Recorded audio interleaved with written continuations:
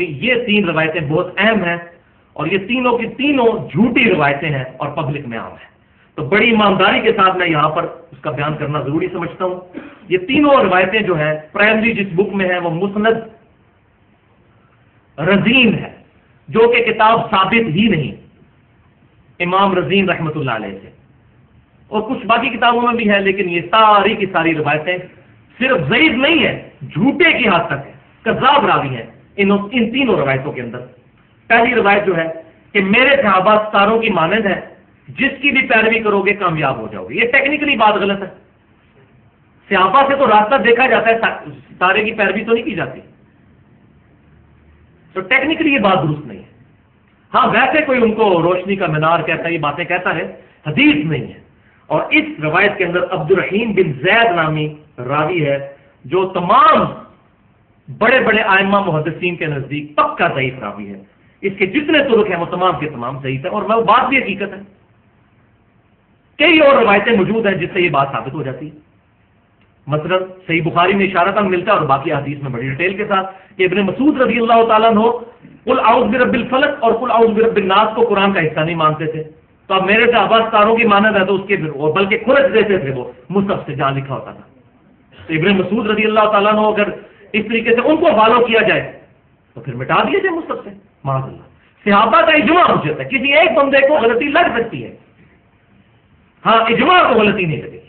اور کئی ایک مثالیں موجود ہیں، سیدنا ابوبکر، سیدنا عمر، سیدنا عثمان، ان کے دور میں ان سے غلطیاں ہوئی، انہوں نے خود مانی، ایکسپٹ کی. کسی نے نہیں کہا کہ علیکم بسنتی و سنت الخلفاء الراشدین المہدیین. یہی تو نبی صلی اللہ علیہ وسلم کو کانفیڈنس تھا کہ میرے خلفاء راشدین وہی لوگ بنیں گے جن پر کتاب و سنت پیش کی جائے گی تو وہ رجوع کر لیں گے. الحمدللہ.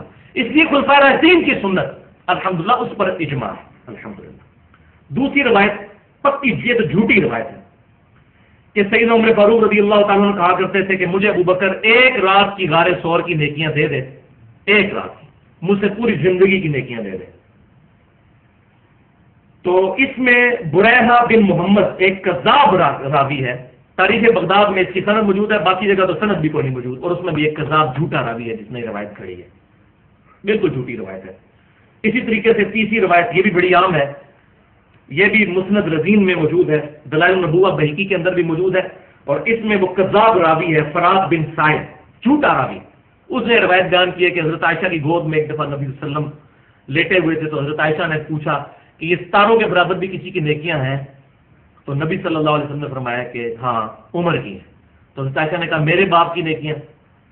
تو نبی صلی اللہ علیہ وسلم نے فرمایا کہ ابوبکر کی ایک نیکی جو ہے تیرے باپ جو سیدنا عمر کی ساری نیکیاں اس کے برابر نہیں ہو سکتی. جھوٹ، پکا جھوٹ.